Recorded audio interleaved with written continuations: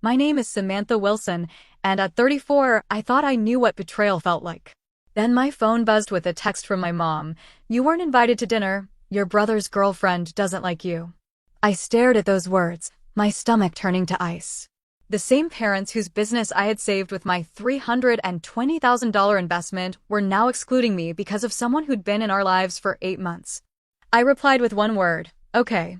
Then I opened my laptop and began canceling payments and deleting receipts. All 101 of them. Before I continue the story, I'd love to know where you're watching from. Drop your location in the comments, hit that like button, and subscribe to hear more stories about setting boundaries with family. Now, let me take you back to the beginning of how my family's betrayal unfolded. I grew up in a middle-class neighborhood in Boston, the older of 2 children. My parents, Robert and Linda Wilson, worked tirelessly to provide for us, though money was often tight. Dad bounced between various management positions while Mom waited tables at a local Italian restaurant. Despite their financial struggles, our home was filled with love and laughter. My younger brother Jason and I were inseparable growing up. For years younger than me, he was my shadow, following me everywhere and looking to me for guidance. I helped him with homework, taught him to ride a bike, and defended him when neighborhood kids were unkind. We shared inside jokes and secret languages that drove our parents crazy. I thought nothing could ever come between us. Our parents, while loving, had different expectations for each of us. For me, it was academic excellence and self-sufficiency. For Jason, they were more lenient, often saying, "That's just how boys are." Still, I never felt resentment. I loved my role as the responsible older sister and took pride in my achievements. School came naturally to me. I graduated high school as valedictorian and earned a full scholarship to Northeastern University's business program. My parents beamed with pride at my graduation, Dad proclaiming it the proudest day of his life. Mom cried happy tears, saying, "You're going places, Sammy." College was transformative. I thrived in the competitive environment, interning at top consulting firms while maintaining a 4.0 GPA. Upon graduation, I received multiple job offers and accepted a position at a prestigious consulting firm in Boston. Starting salary, $90,000, more than my parents had ever made combined.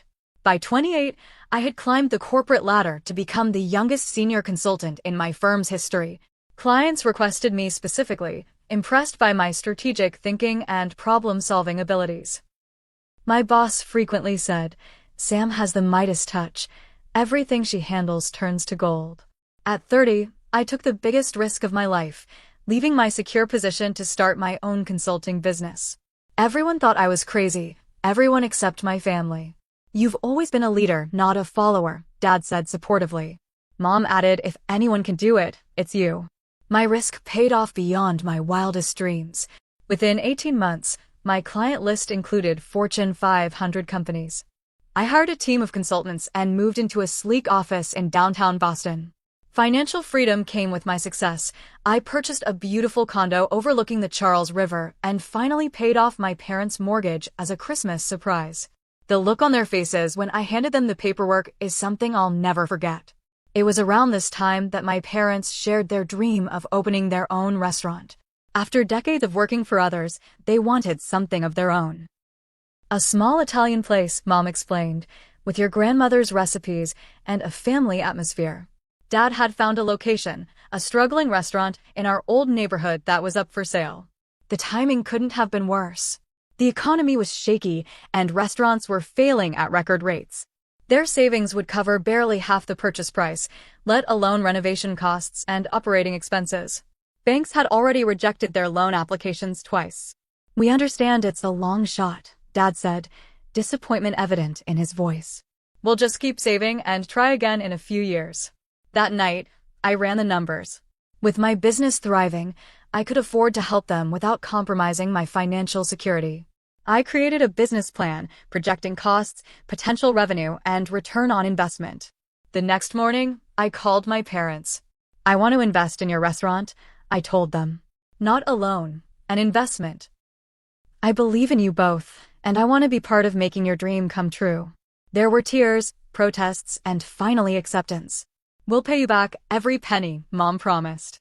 Dad added, This will be a true family business, decisions made together. Jason was thrilled about the restaurant. Recently graduated with a general business degree, he had been struggling to find his path. This is perfect timing, he said. I can help manage the place. Over the next 6 months, I invested $320,000 to purchase and revitalize what would become Wilson's.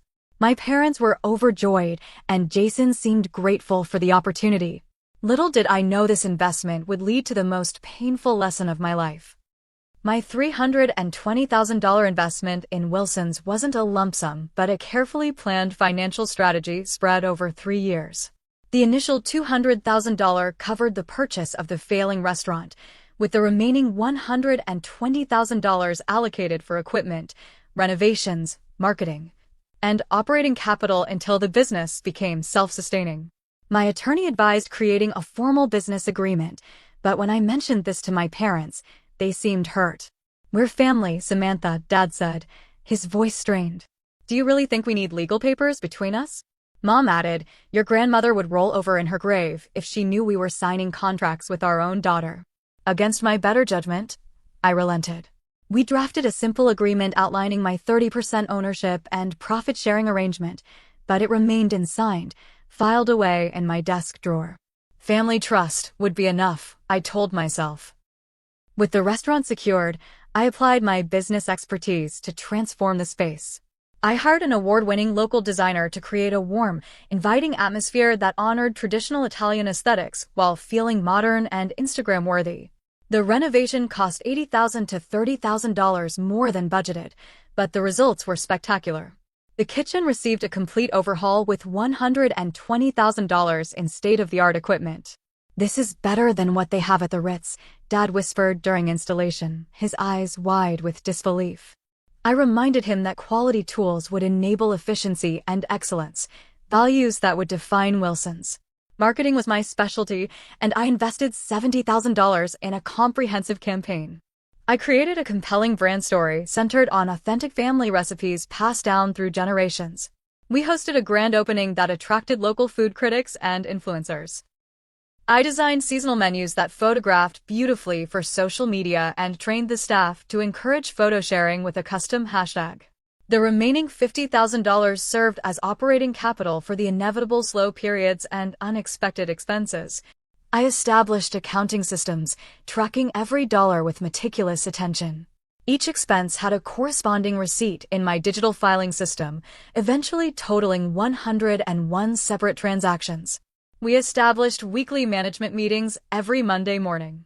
I'd arrive with data analysis, marketing updates, and strategic recommendations. My parents initially embraced these meetings, implementing my suggestions and celebrating the resulting growth. In the first year, Wilson's revenue increased by 40%, unprecedented for a new restaurant. Jason took on the title of floor manager, drawing a modest but fair salary of $55,000 annually. I created systems and training manuals to help him succeed, spending weekends teaching him about inventory management, staff scheduling, and customer service best practices. You're making this so easy for me, he admitted one night after closing. I don't know what we'd do without you. His gratitude seemed genuine, though his involvement remained minimal compared to his title. He often missed our Monday meetings, citing oversleeping or other vague excuses that our parents readily accepted. I hired key staff members, including Chef Antonio, whose culinary skills elevated our family recipes to new heights. I negotiated favorable contracts with suppliers, reducing food costs by 15% while maintaining quality. Every aspect of the business received my professional attention, from the reservation system to the customer feedback mechanism I implemented. Despite providing professional services that would have cost clients hundreds of thousands, I never charged my family a consulting fee. My reward was seeing Wilson succeed and my parents' pride as they welcomed guests to their restaurant. Local publications featured Wilson's in Best of Boston lists, and reservations became increasingly difficult to secure. By the end of the second year, the restaurant was profitable enough to increase my parents' draw. They took their first vacation in 15 years, a 2-week trip to Italy to explore culinary traditions firsthand. I covered the restaurant in their absence, working 16-hour days while maintaining my consulting business. Throughout this period, I maintained detailed records of every expenditure, equipment maintenance, additional marketing campaigns, special events, staff bonuses, and countless smaller expenses. Each receipt was meticulously cataloged in my digital system, representing my ongoing commitment to my family's dream. "You've given us more than money," Mom said on their return from Italy. "You've given us dignity and purpose." Dad added, "This place wouldn't exist without you, Sammy." Their words warmed my heart, reinforcing my belief that mixing family and business could work with sufficient love and respect. How wrong I was. The first time I met Amanda Harrington was at a Sunday family dinner at Wilson's, about 2.5 years after we opened the restaurant. Jason arrived late, as usual, but this time with a petite blonde woman in tow. "Everyone, this is Amanda," he announced, his arm draped around her shoulders. "We've been seeing each other for a few weeks." Amanda was 29, stylishly dressed in a way that suggested careful attention to trends without appearing too eager. She had an infectious laugh and the kind of confidence that filled a room. "I've heard so much about all of you," she said, extending her hand to me first. "Especially you, Samantha. Jason says you're the family genius." I warmed to her immediately. After years of Jason's string of short-term girlfriends who seemed more interested in free meals than meaningful conversation, Amanda was refreshingly engaged. She asked thoughtful questions about the restaurant's history and complimented specific elements of the decor that I had personally selected. "I actually have a background in hospitality management," she mentioned over dessert. "I worked for the Fairmont Hotel Group for 3 years and managed a bistro downtown before taking my current event planning position." My parents were clearly smitten. Mom kept refilling Amanda's wine glass and sharing embarrassing stories about Jason's childhood. Dad, usually reserved with Jason's girlfriends, gave her a full tour of the kitchen, introducing her to the staff as Jason's special lady. After dinner, as we closed up the restaurant together, I mentioned to Jason how impressive Amanda seemed. "Yeah, she's different," he agreed, a rare softness in his expression. "I think she might be the one, Sam." Over the next few months, Amanda became a regular fixture at family gatherings. What started as casual appearances evolved into her attending our Monday business meetings. "Amanda has such great insights," Jason explained when I raised an eyebrow at her presence. "She understands the restaurant business." Initially, I welcomed her input. She suggested seasonal cocktail specials that proved popular with younger patrons. She proposed a weekend brunch service that, after implementation, increased our revenue by 8%. Her industry contacts helped us book several large corporate events. But subtle shifts began occurring around the 6-month mark of their relationship. During a business meeting, I presented data showing our dinner service efficiency had decreased. I recommended adjusting staffing to address the issue.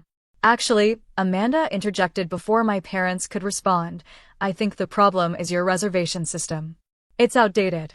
At my previous restaurant, we used a different platform that eliminated these issues.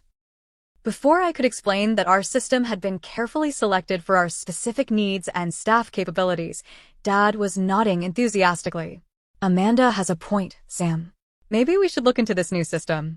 I agreed to research the alternative, though our current system wasn't the problem. The data clearly showed it was a staffing issue.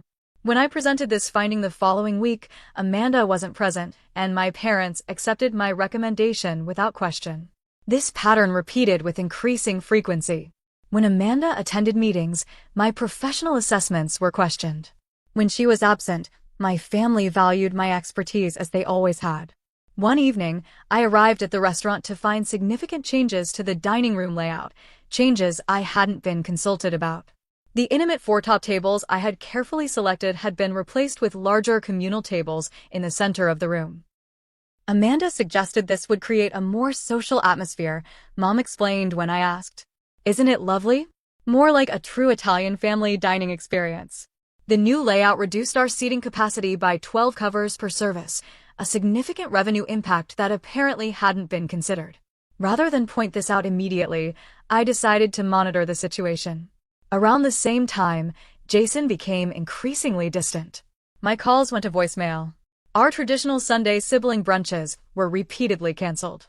When we did interact at the restaurant, there was a new defensiveness in his posture, as if anticipating criticism. Small exclusions accumulated.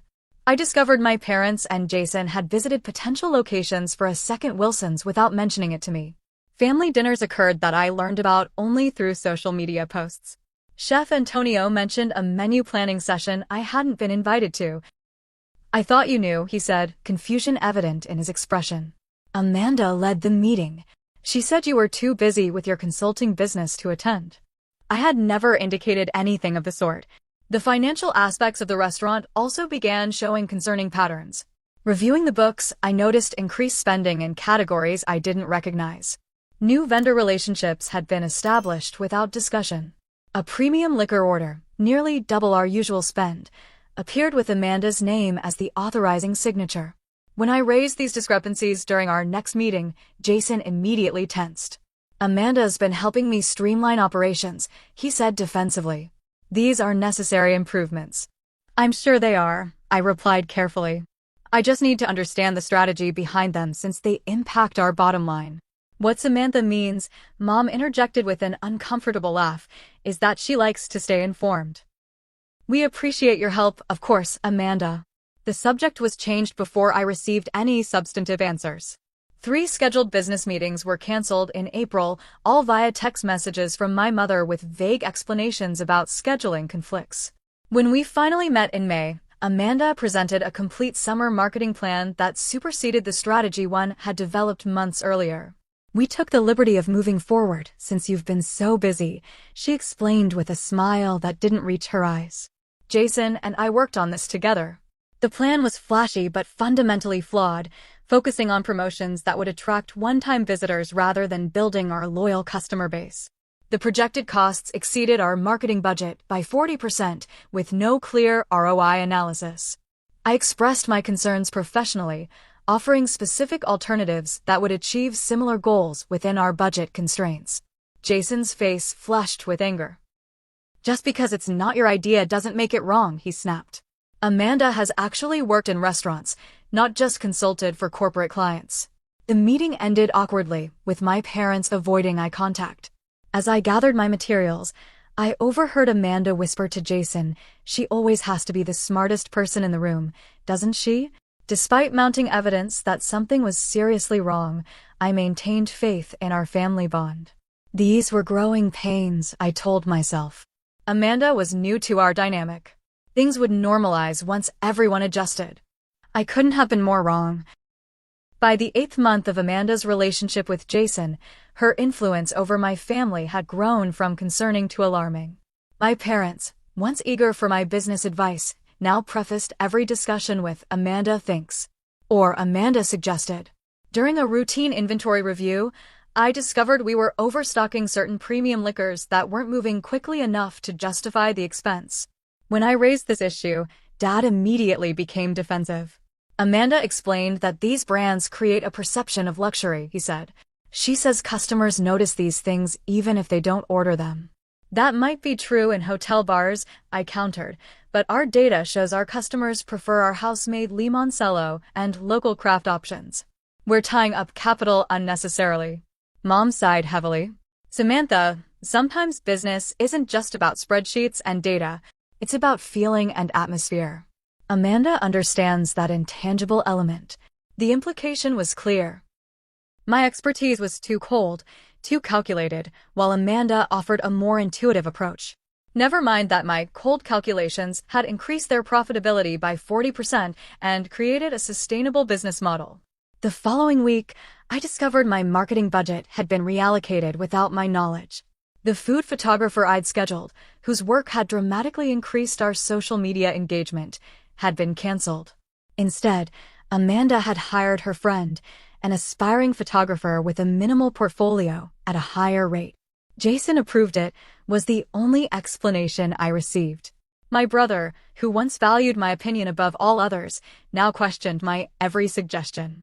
During a discussion about our winter menu, I recommended keeping our 3 best-selling pasta dishes while rotating seasonal specials.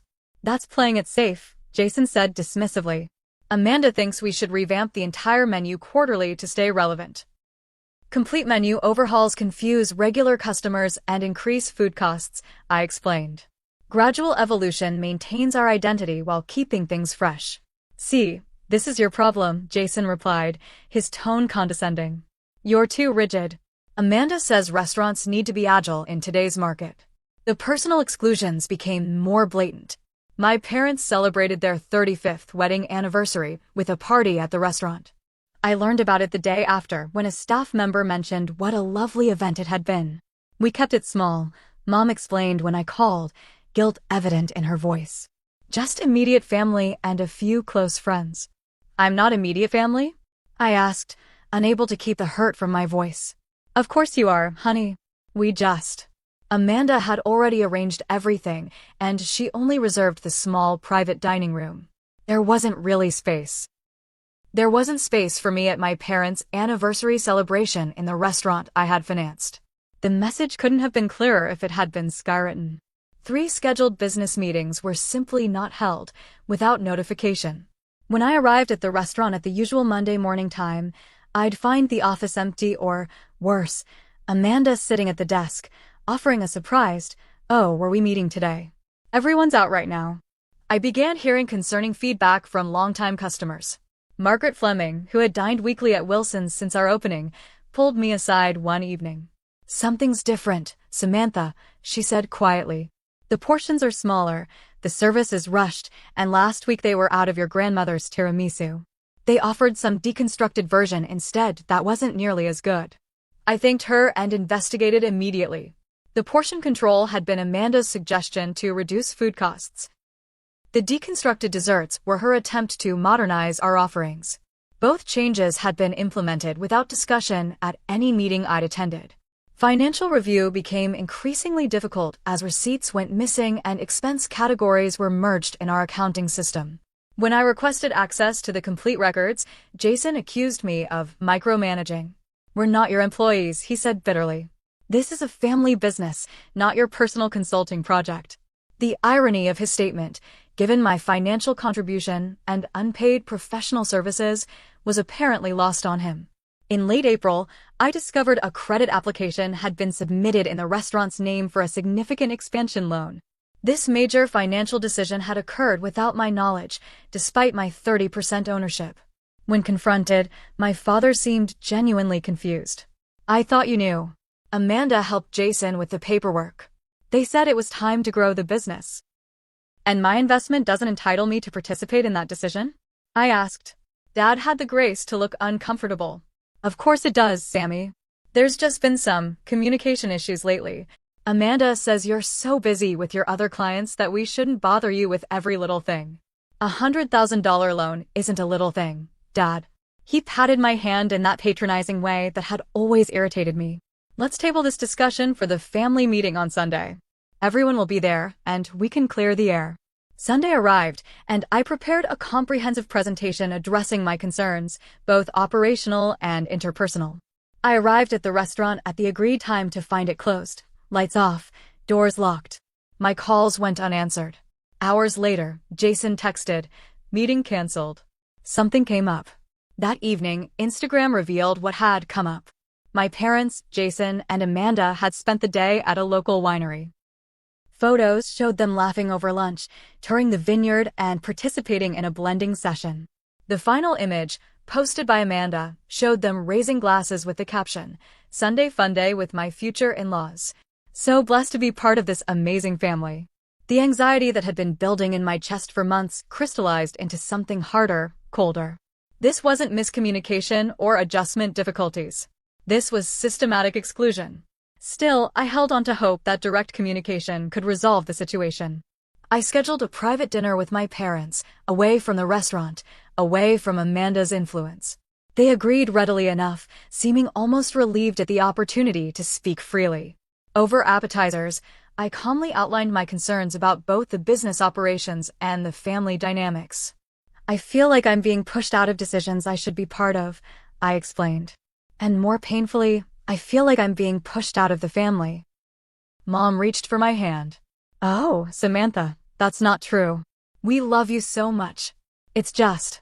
She trailed off, exchanging glances with Dad. "It's just what?" I prompted.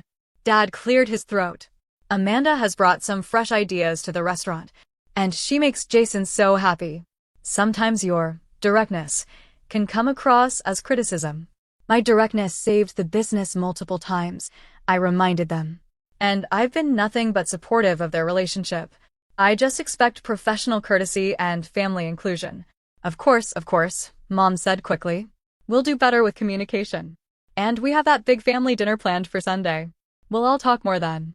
I left feeling cautiously optimistic. Sunday's dinner would be a new beginning. A chance to reset boundaries and expectations. I couldn't have anticipated how drastically wrong I was. The week leading up to Sunday's dinner, I made extra efforts to be conciliatory. I complimented Amanda's new dessert presentation when visiting the restaurant. I sent Jason research supporting a marketing initiative he'd mentioned. I dropped off my mother's favorite flowers just because. Each gesture was received with seeming appreciation, reinforcing my hope that Sunday would mark a positive turning point. On Saturday afternoon, I texted my mother, looking forward to dinner tomorrow. Should I bring anything? No response came until Sunday morning. A single message that would irrevocably alter my relationship with my family. You weren't invited to dinner. Your brother's girlfriend doesn't like you. I stared at my phone, certain I'd misunderstood. This couldn't possibly be real. I called immediately, but the call went to voicemail. I texted back, Mom, what are you talking about? We discussed this dinner on Tuesday. Her response came minutes later. Amanda organized this dinner to announce their engagement. She doesn't want tension or negativity. Jason agrees it's better if you're not there. Maybe next time. The room seemed to tilt sideways. My brother was getting engaged, and I was explicitly uninvited from the celebration. Because his girlfriend didn't like me. As if reading my thoughts, my phone buzzed with a message from Jason. Sam, please don't make this difficult. Amanda feels uncomfortable around you, and this is her special day. You're always judging her and questioning her decisions. Just give us this one night without your criticism. Before I could process this betrayal, my father weighed in. Samantha, we love you, but you need to respect Jason and Amanda's wishes. Family means supporting each other's happiness. We can celebrate with you another time. 3 separate messages, 3 individual choices to exclude me from a family milestone. And the justification? Amanda's comfort was more important than my inclusion in my own family.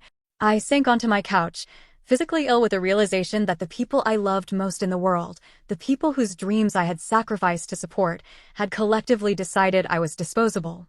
In that moment of clarity, I saw the past 8 months for what they truly were, a systematic campaign to diminish my role, my voice, and ultimately my presence in both the business and the family. Amanda hadn't just wanted my input disregarded, she wanted me gone entirely. And my family had chosen her comfort over my belonging. The text messages continued to arrive, each one twisting the knife deeper. Mom, please understand, we're trying to keep peace in the family. Dad, don't overreact, Sammy. It's just one dinner.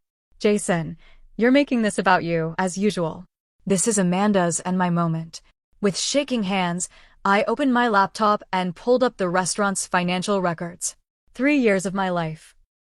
$320,000 of my money. Countless hours of unpaid professional services. All to support a dream that wasn't even mine, a dream I had embraced purely out of love for my family. The same family that now found me too unpleasant to include in a dinner table. I navigated to the folder containing every transaction record, equipment purchases, renovation expenses, marketing costs, payroll supplements during slow months. 101 separate receipts representing my investment in people who had just demonstrated I meant nothing to them. Next, I opened my banking app and systematically canceled every recurring payment to Wilson's accounts, the monthly marketing budget, the quarterly equipment maintenance fund, the premium reservation system subscription. One by one, I severed the financial ties that had bound us together. My phone continued to buzz with messages, but I no longer read them. Instead, I called my attorney. Elizabeth, I need your help with a business dissolution, I said when she answered. The consulting firm? What's happened? She asked, concerned. No, my investment in Wilson's. I need to formally withdraw and protect myself legally. Elizabeth had advised against the informal arrangement from the beginning. To her credit, she didn't say, I told you so. Instead, she said, I'll draft the necessary paperwork immediately. In the meantime, secure copies of all financial records and correspondence. After ending the call, I returned to my digital files. One by one, I moved the 101 receipts to a secure cloud folder for legal purposes, then deleted them from my personal records. Each deletion felt like cutting a string that had tied me to an illusion, the illusion that financial sacrifice could purchase belonging in my own family. The final receipt, for the initial restaurant purchase, was the hardest to delete. I remembered the day we'd signed the papers, my parents' tears of joy, Jason's excited plans for the future. This is the beginning of the Wilson family legacy, Dad had proclaimed. A legacy that apparently had no place for me. With my finger hovering over the delete button, my phone rang. It was my mother. For a moment, hope fluttered in my chest. Perhaps they'd reconsidered. Perhaps they recognized the cruelty of their actions. "Samantha, what have you done?" she demanded without preamble. "The reservation system is saying our account is deactivated, and the marketing agency called saying the automatic payment failed." No apology. No recognition of how their actions had hurt me. Just concern about the immediate financial consequences. "I've terminated my investment in Wilson's," I replied, my voice steady despite the tears streaming down my face. "As you've made it clear I'm not part of the family business, or the family, it seemed appropriate." "You can't do that," she exclaimed. "We have operations depending on those systems." This is exactly the kind of vindictive behavior Amanda was worried about. Her words confirmed everything. In their narrative, I was the villain. Amanda was the victim. And my family had chosen sides definitively. "I'm sending formal dissolution paperwork this week," I continued as if she hadn't spoken. "My attorney will be in touch about repayment terms." "Repayment? We can't possibly repay $300,000. You said it was an investment, not a loan." "It was an investment in a family business. As I'm no longer considered family, the terms have changed." I ended the call and blocked all their numbers. Then I returned to my computer and deleted the final receipt. 3 years of sacrifice, erased with a single click. My reply to their original message, the text informing me I wasn't welcome at my brother's engagement dinner, had been a single word: okay. It wasn't agreement. It wasn't acceptance. It was acknowledgement that finally, after months of evidence, I understood exactly where I stood. Outside family. Unwanted investor. Disposable daughter. Lesson learned. In the immediate aftermath of what I now refer to as the text, I entered a strange state of calm productivity. With my attorney Elizabeth's guidance, I meticulously documented every aspect of my investment in Wilson's.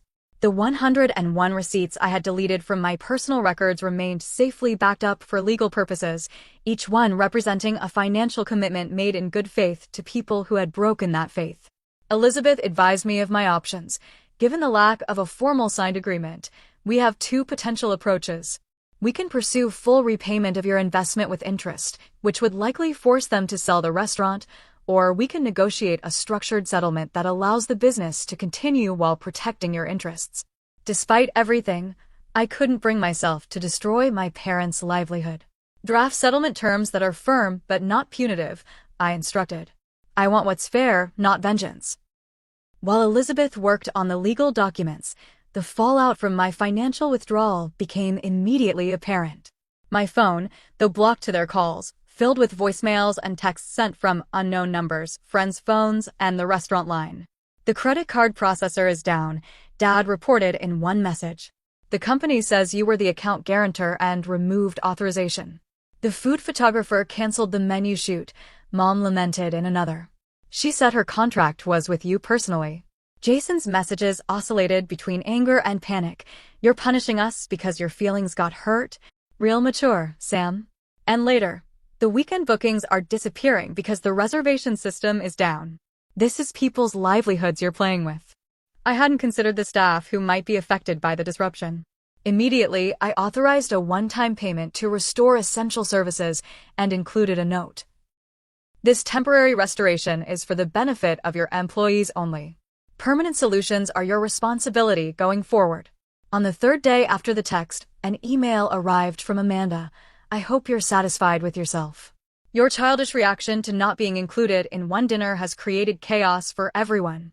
Jason is devastated by your betrayal. Your parents are blaming me for the rift, which is exactly what you wanted. If you ever cared about your family, you'll stop this financial hostage-taking and behave like an adult. I didn't respond. There was nothing to say to someone who had systematically worked to eliminate me from my own family and now had the audacity to claim victimhood. Elizabeth delivered the settlement proposal on Friday. I would formally relinquish my ownership stake in exchange for a structured repayment of $250,000 over 5 years. Significantly less than my actual investment, but enough to establish consequences while allowing the business to survive. This is generous, Samantha, Elizabeth noted. You're entitled to pursue the full amount. I know, I acknowledged. But this isn't about money. It never was. The settlement documents were delivered to Wilson's by courier the following Monday. I included a brief personal note. This represents a clean break and fair resolution. The reduced settlement amount is the last gift I will offer. Their reaction was predictably chaotic. Dad called my office directly, bypassing my cell phone block. Samantha, you can't be serious. We can't possibly meet these payment terms. The restaurant will go under. The terms represent less than my actual investment, I replied calmly. I've included the documentation for reference. You're welcome to counter with an alternative proposal.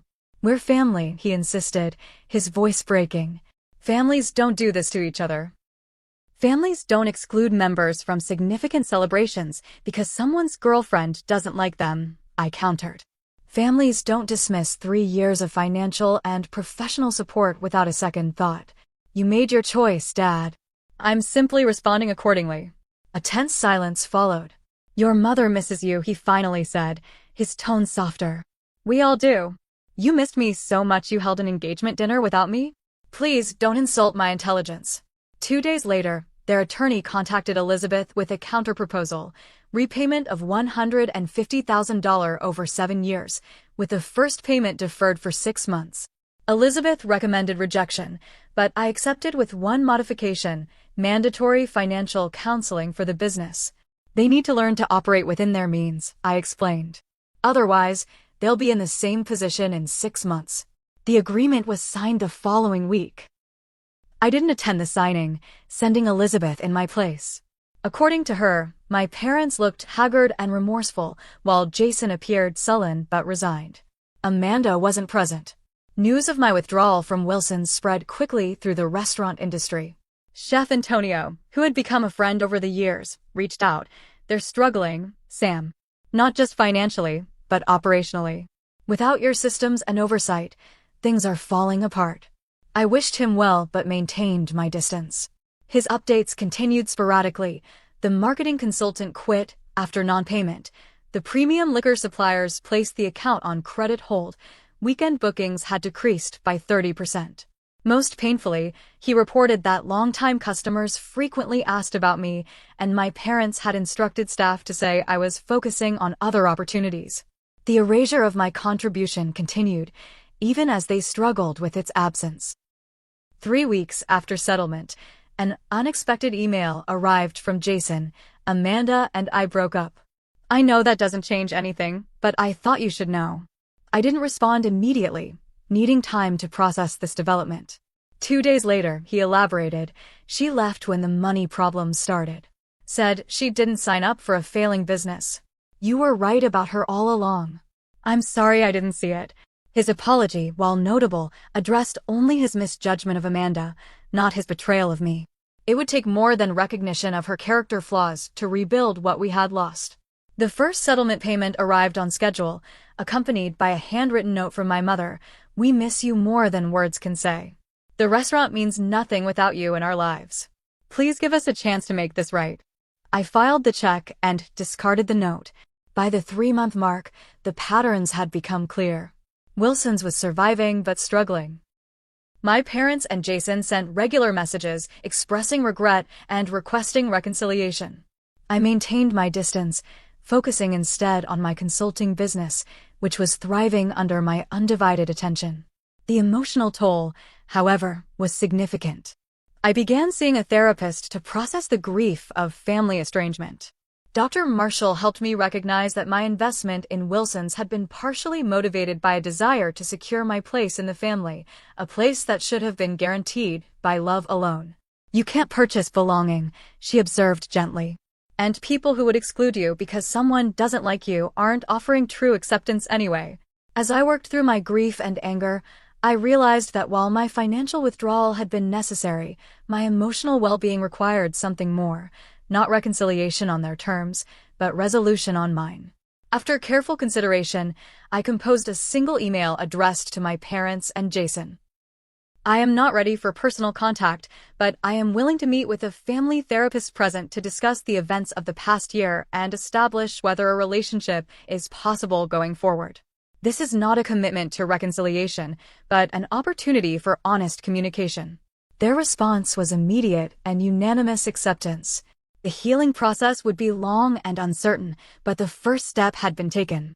Not from financial necessity or familial obligation, but from my choice to determine what relationship, if any, I wanted with the people who had both loved and betrayed me. The 101 deleted receipts remained gone from my personal records.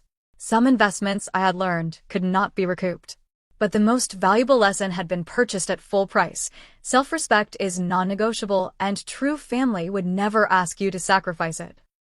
The first 3 months of estrangement from my family were the hardest. Despite their betrayal, 34 years of connection couldn't be severed without pain. I found myself reaching for my phone to share good news, only to remember they were no longer my first calls.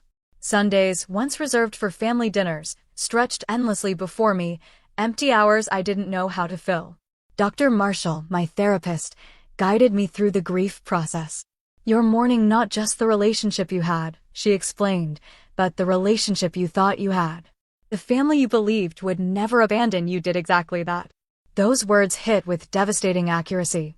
I had built my identity around being the responsible daughter, the supportive sister, the family problem solver. Without those roles, who was I? The answer emerged gradually as I reconnected with myself. I joined a hiking group that explored New England trails every weekend. I took cooking classes, reclaiming my love for food that Wilson's had temporarily tainted. I mentored young women entrepreneurs through a local business incubator, finding purpose in helping others achieve their dreams. My consulting firm flourished with my undivided attention. I hired 2 additional consultants and expanded our client base to include international companies. Work that had once been a means to support my family's dreams became the vehicle for achieving my own. True friends emerged from the wreckage of my family relationships. Melissa, my college roommate who had warned me against investing in Wilson's, never once said, "I told you so." Instead, she invited me for holiday celebrations with her family, ensuring I wasn't alone during those difficult milestones. Chef Antonio maintained contact, though he eventually left Wilson's for a position at a prestigious Boston restaurant. "They're not the same without you," he reported during our occasional coffee meetings. "Your parents seem lost, and Jason is drowning in operational details he never bothered to learn." I felt no satisfaction in their struggles, only sadness for what could have been. The monthly settlement payments arrived punctually, each one representing both my parents' commitment to making amends and the permanent alteration of our relationship. Business transactions had replaced family bonds. According to Antonio, Wilson's was struggling but surviving. My parents had downsized operations, closing 2 days per week and eliminating lunch service. Jason had taken restaurant management courses at the local community college, education I had offered to provide years earlier. 3 months after what I now called the text, I received an email from my mother that differed from her previous pleas. Instead of emotional appeals or expressions of missing me, she wrote, "I realize now that saying, 'Amanda doesn't like you,' was not just hurtful but revealing of our failure as parents. We prioritized a temporary relationship over our permanent one with you. There is no justification for that choice. I am deeply ashamed." Her acknowledgement of the specific betrayal, rather than general expressions of regret, marked the first genuine step toward potential reconciliation. I didn't respond immediately, but I discussed it with Dr. Marshall in our next session. "Do you want a relationship with your family?" she asked directly. Not out of obligation or habit, but true desire. The question required serious reflection. Despite everything, these people were woven into the fabric of my identity. The good memories remained alongside the painful ones. "Yes," I finally answered. "But not the relationship we had before. Something healthier with boundaries and mutual respect." This realization led to my email proposing a meeting with a family therapist present. Their immediate acceptance suggested they too recognized the need for professional guidance in rebuilding what had been broken. Our first family therapy session was scheduled for exactly 100 days after the text. I arrived early, anxious but resolute, having prepared extensively with Dr. Marshall for this encounter. My parents and Jason entered together, their faces showing a mixture of hope and apprehension. They looked older, somehow. Dad's shoulders slumped in a way I hadn't noticed before. Mom's hands trembled slightly as she clasped them in her lap. Jason couldn't meet my eyes. Dr. Winters, the family therapist, established ground rules. No interrupting, no dismissing others' feelings, absolute honesty. This isn't about assigning blame, she explained, but about understanding each person's experience and determining a path forward, if one is possible. I spoke first, describing my experience of gradual exclusion following Amanda's arrival, culminating in the devastating text message. What hurt most wasn't just being uninvited to an important family event, I explained, my voice steady despite the emotion behind it. It was the justification that someone who had known me for 8 months disliking me was sufficient reason to exclude me from my own family. My mother wept openly. Dad stared at his hands. Jason's face flushed with shame. I invested in Wilson's because I believed in you, I continued. Not just financially, but emotionally. I gave my time, expertise, and heart to building something for our family. To discover that I wasn't actually considered essential to that family destroyed the foundation of our relationship. When I finished, the silence was deafening. Finally, my father spoke. There's nothing I can say to justify what we did, he admitted, his voice breaking. We got caught up in Jason's excitement about Amanda, afraid to disappoint him after years of watching him struggle to find his path. We convinced ourselves that one dinner wasn't important enough to create conflict. We were terribly, unforgivably wrong. Mom added, when Amanda said she felt judged by you, we should have recognized the manipulation. Instead, we allowed her to drive a wedge between us. By the time we realized what was happening, the damage was done, and your justified reaction only confirmed her narrative that you were the problem. Jason finally raised his eyes to meet mine. I wanted to believe Amanda loved me for myself, he said quietly. But she loved the idea of running a restaurant without doing the work to build it. When the money problems started after you left, she started talking about cutting our losses. 2 weeks later, she was gone. Their collective apology seemed genuine, but I remained cautious. I appreciate your acknowledgments, I said carefully. But rebuilding trust requires more than recognizing past mistakes. It requires change. Over the following months, we attended weekly family therapy sessions. Painful truths emerged: Jason's long-standing resentment of my success, Dad's discomfort with my financial power in the family dynamic, Mom's fear that my independence meant eventual abandonment. None of these issues justified their actions, but understanding them helped contextualize the vulnerability that Amanda had exploited. Gradually, tentatively, we began rebuilding our relationship on new terms. I established clear boundaries about my involvement with Wilson's. I would provide occasional business advice, but would never again be financially invested. My parents accepted this limitation without protest, acknowledging the wounds that remained too fresh for deeper engagement. 6 months after our first therapy session, I attended Sunday dinner at my parents' home. Not at the restaurant, which remained a complicated space for me emotionally. The conversation was sometimes awkward, occasionally lapsing into silence when we encountered topics that reminded us of the breach. But there were also moments of genuine connection, laughter over shared memories, and cautious hope for the future. Wilson stabilized under my parents' scaled-back operational model. The settlement payments continued without interruption, each one acknowledging the debt, both financial and emotional, that remained outstanding. Jason found a position with a restaurant group where he could learn the business properly, without the safety net of family ownership. A year after the text, I finally felt ready to visit Wilson's again. The restaurant had changed, smaller, more intimate, less ambitious in scope.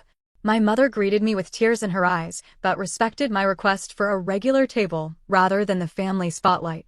As I savored my grandmother's lasagna recipe, still on the menu after all this time, I reflected on the painful but necessary journey of the past year. The $320,000 investment had purchased something valuable after all, not the restaurant itself, but the painful lesson that self-respect isn't negotiable and true family would never demand its sacrifice. The deleted receipts remained gone from my personal records. I no longer needed physical evidence of what I had contributed or what had been taken from me. The experience had been irrevocably incorporated into who I had become, stronger, clearer about my boundaries, unwilling to purchase love at the cost of dignity. My relationship with my family would never again be blindly trusting. The innocent belief in unconditional belonging had been permanently altered. But something new and potentially more authentic was taking its place, a relationship between adults who had hurt each other, learned from that pain, and chosen to build something different from the ashes. As I finished my meal, Dad approached tentatively. "Good to have you here, Sammy," he said, using my childhood nickname for the first time since our estrangement. "Good to be here," I replied, and meant it. Some betrayals can never be undone. Some investments never yield the expected returns. But healing, I discovered, doesn't require perfection or complete restoration. It requires honesty, accountability, and the courage to build something new when the old structures have failed. The most valuable lesson wasn't about family or business at all. It was about self-worth, recognizing that I deserved to be valued not for what I provided, but simply for who I was. That recognition, painful as it was to achieve, was worth every penny of the $320,000 and every one of the 101 deleted receipts. Thank you for staying with me through this story. If you've ever had to make difficult choices to protect your self-worth, I'd love to hear about your experience in the comments. How did you know when it was time to draw the line? What helped you heal afterward? Like this video if my story resonated with you, subscribe for more authentic life experiences, and share with someone who might need to hear that their value isn't determined by how others treat them. Remember, sometimes the most loving thing you can do, for yourself and others, is to establish what you will and won't accept in your relationships.